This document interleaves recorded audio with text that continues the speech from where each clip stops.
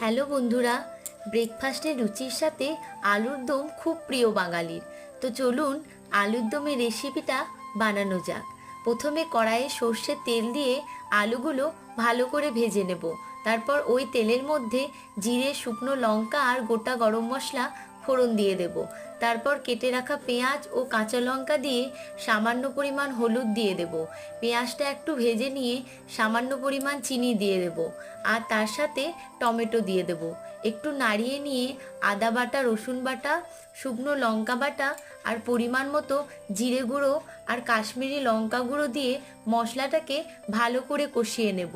পরিমাণ মতো লবণ দিয়ে ভেজে রাখা আলুগুলোকে মশলার মধ্যে দিয়ে কষিয়ে নেব। আবার সামান্য পরিমাণ জল ঢেলে দেব। তো দেখো বন্ধুরা, আমাদের আলুর দম রেডি হয়ে গেছে। সত্যি লুচির সাথে আলুর দম খুবই সুস্বাদু।